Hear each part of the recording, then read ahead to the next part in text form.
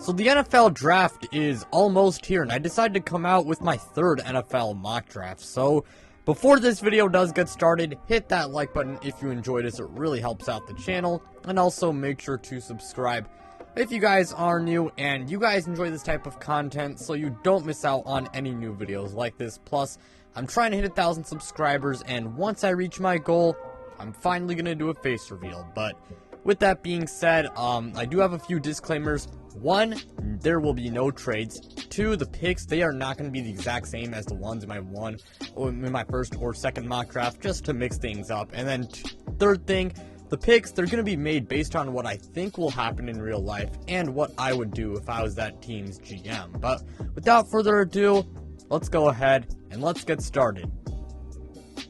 Now, with the first overall pick, the Jacksonville Jaguars select Kayvon Thibodeaux, an edge rusher out of Oregon. Now, Tibbs, he might be falling a little bit, but he's still insanely talented. In my opinion, I think he's still a top 3 prospect in this entire draft. He's not as polished as Aiden Hutchinson, but he does have a higher ceiling, and with good coaching, he could be one of the best edge rushers in the entire NFL. In Jacksonville, they need defensive help. With the second overall pick, the Detroit Lions select Aiden Hutchinson, an edge rusher out of Michigan. Look, the Lions, they got their choice of the top 2 edge rushers in this class, and it's going to be Aiden Hutchinson in this mock draft. Aiden Hutchinson, he might be the best player in this entire draft. I mean, he's got it all. He has pretty good athleticism. He is a polished player with good pass rush moves, and he does have good leadership. And not to mention, he is from Michigan, and he also went to the University of Michigan. And the Lions, they need help on defense. With the third overall pick, the Houston Texans select Evan Neal, a tackle out of Alabama. The Texans, they need help about everywhere, and I mean, this is a match made in heaven. The Texans, they need offensive line help. Neal, not only is he the best player available, but he also is, the best offensive lineman in this class, and he does help, alleviate a need, and he could really help Davis Mills grow as a player, and he could also help out the Houston running backs like Marlon Mack. With the fourth overall pick, the New York Jets select Ahmad Gardner, a cornerback out of Cincinnati. The Jets did make a few solid additions in free agency, to their secondary, but that being said, they still do need a capable number 1 cornerback. Ahmad Gardner, he does have it all. He had really good production in college. He can play in zone coverage and definitely in man coverage, and he also does have good physical tools. And there are some people who do think Derek Stingley is better, and I completely understand. But Ahmad Gardner, he is the more polished and safer prospect, and there is a chance he does, go this high. And, I do want to mix things up. So, Ahmad Gardner, he's going to the Jets. With the 5th overall pick, the New York Giants select Ike Ekwonu, a tackle out of NC State. Look, I know I did it for the past 2 mock drafts, but I'm going to keep the same. Ike Ekwonu, he is the consensus number 2 offensive lineman in this class, and I mean, for good reason. He is a really good athlete, he does have really good technique, and he is a really good run and pass blocker. And again, the Giants' offensive line sucks, and Ike Ekwonu, he could really help improve that offensive line. With the 6th overall pick, the Carolina Panthers select Malik Willis, a quarterback out of Liberty. Now, the Panthers, they do need a franchise quarterback, and Malik Willis, he is raw, and he does need to sit for a year, but he does have all the physical tools, to be one of the best quarterbacks in the entire league. And if the Panthers can get a good veteran quarterback like Jimmy Garoppolo, so that way, they have a good placeholder, while Malik Willis does develop, then this could end up working out. Now, they do need, a little bit more of a win now, guys, so because of that, I don't know if this pick does happen in real life, but I want to mix it up, and maybe it does happen. With the 7th overall pick via the Bears, the New York Giants select Kyle Hamilton, a safety out of Notre Dame. I'm going to continue to mix things up here and just take the best player available. The Giants, they also do need safety help outside of Xavier McKinney, and Kyle Hamilton, he is a really good fit next to him, as he is a great strong safety who primarily, he operates in the box primarily, but he is really versatile, and you can play him in a lot of different places, and he could help, be a really good add to this Giants secondary. With the 8th overall pick, the Atlanta Falcons select Garrett Wilson, a wide receiver out of Ohio State.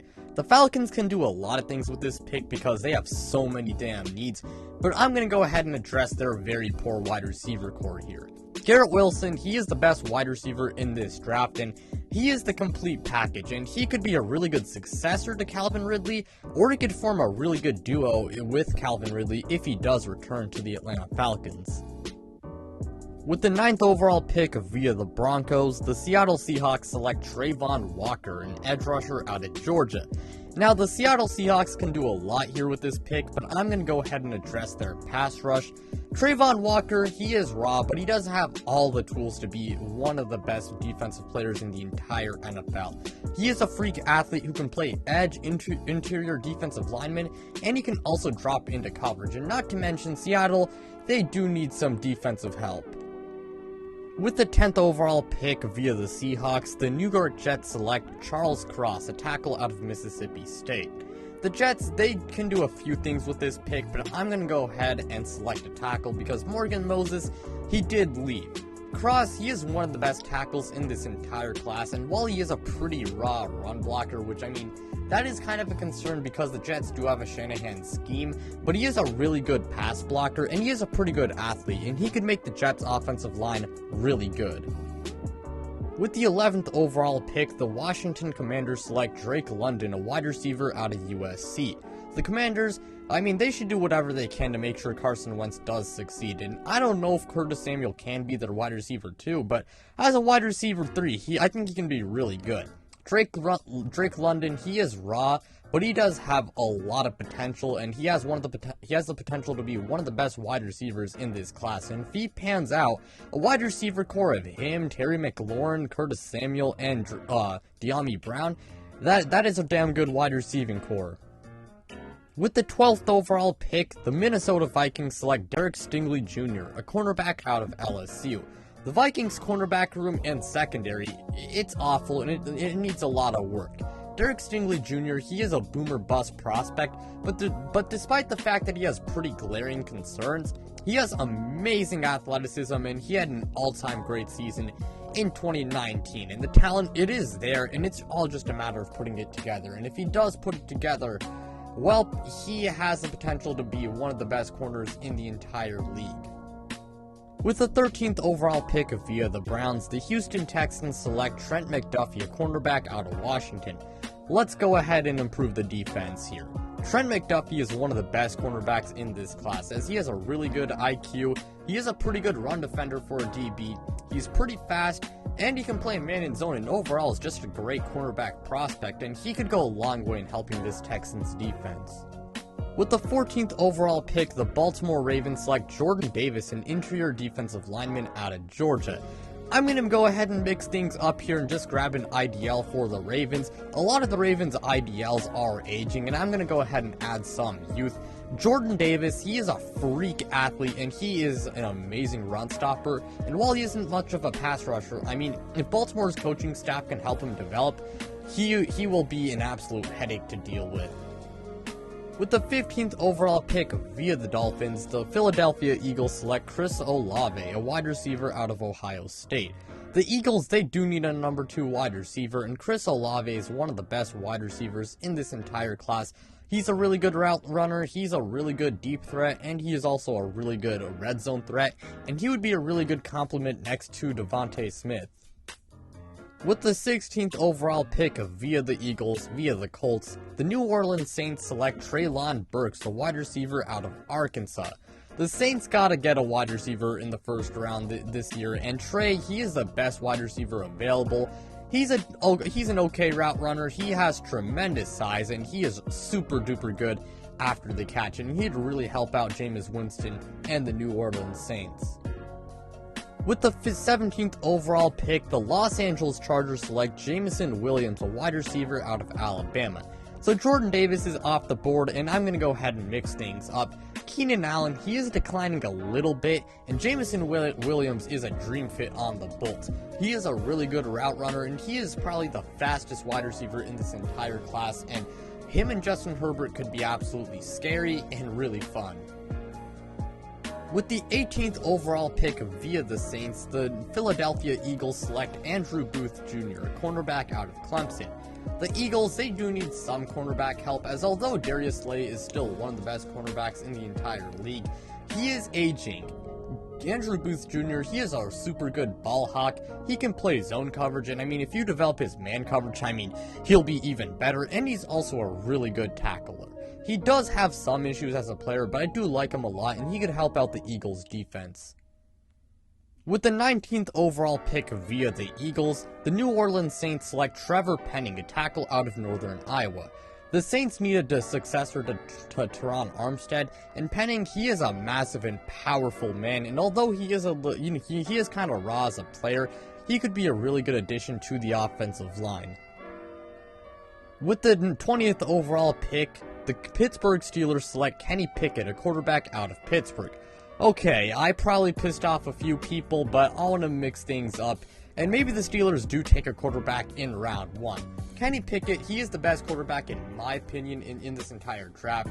He has a solid arm, he's got pretty decent accuracy, and he's got solid mobility, but he does have small hands. He isn't really the best decision maker, and I mean, he isn't really the best when it comes to handling pressure. He may not have an elite ceiling, but he is pro ready, and he could be a pretty good successor to Big Ben. Also, he did go to Pitt, so yeah.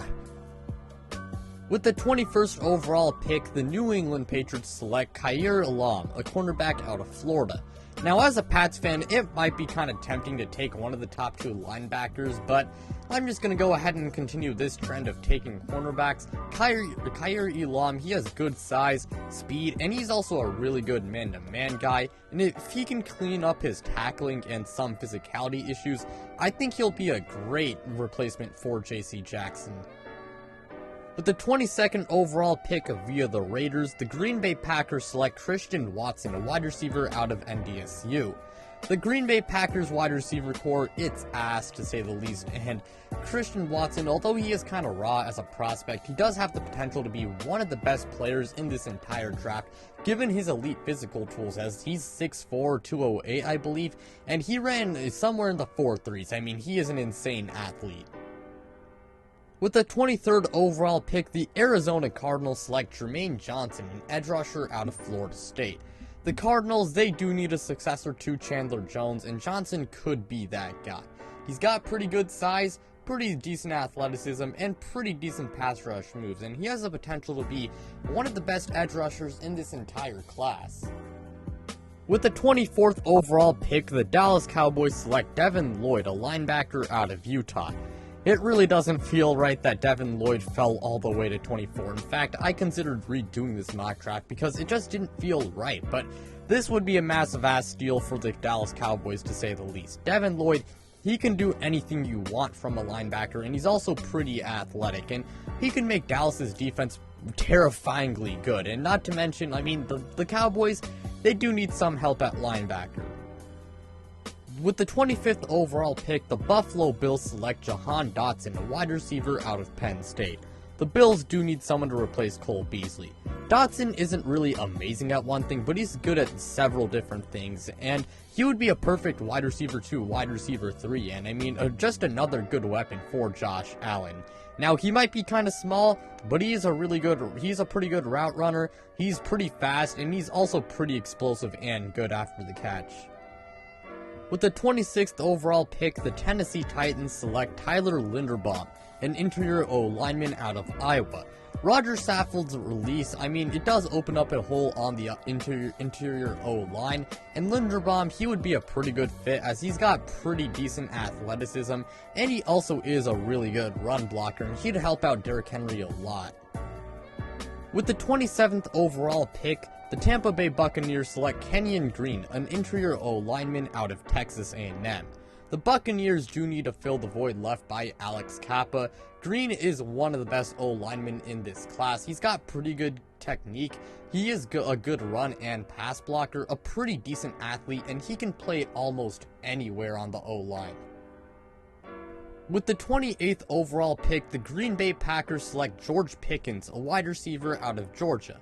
Yes, I'm doubling down on wide receiver here, man. I do not care, because the Packers, they need wide receiver help. George Pickens is kind of a boomer bust prospect, as he spent most of 2021 recovering from a torn ACL, but he has insane potential and he would be worth taking a risk on. With the 29th overall pick via the Dolphins, via the 49ers, the Kansas City Chiefs select George Karlaftis, an edge rusher out of Purdue. The Chiefs' pass rush, it is awful to say the least, and they need to get Chris Jones some help. George Karlaftis, his ceiling isn't crazy high, but he does have a pretty high floor, and he should be productive right away. He is a really big guy, really powerful, and he's got pretty good technique. With the 30th overall pick, the Kansas City Chiefs select Devonta Wyatt, an interior D lineman out of Georgia. There was no wide receiver taken in round 1, so I'm just going to go ahead and continue to address the D line. Wyatt is maybe the best IDL in this class. Yes, maybe better than Jordan Davis. He has really good explosion, and he is a pretty good run defender. And although he does need to develop some pass rush moves, he is a really good player, and he could be a really good add to this Chiefs D line. With the 31st overall pick, the Cincinnati Bengals select Zion Johnson, an interior O-lineman out of Boston College. The Bengals definitely did a good job improving their O-line in free agency, but let's go ahead and truly solidify it by getting Zion, as he is a phenomenal prospect. He is a good run and pass blocker, he's got good technique, and he does have some versatility, and he is one of the best O-linemen in this class. And if he does pan out, that Bengals offense, with a pretty decent offensive line, oh yeah, it is gonna be scary as hell to say the least. And with the 32nd overall pick via the Rams, the Detroit Lions select Nakobe Dean, a linebacker out of Georgia. Dean was just the best player available, so I just decided to go ahead and take him. Also, the Lions, they do need some defensive help. Nakobe Dean, he might be kind of undersized for a linebacker, but he's still a top 2 linebacker in this class, and he can do virtually anything, and he could really make this Lions defense really good. But yeah, without further ado, that is going to be it for today's video. Thank you guys so much for watching. Before this video does end, you guys know what to do. Like, subscribe, do all of that stuff, and go ahead and check out my social media. The links to my social media, it's in the description below. But without further ado, I'm out, you guys.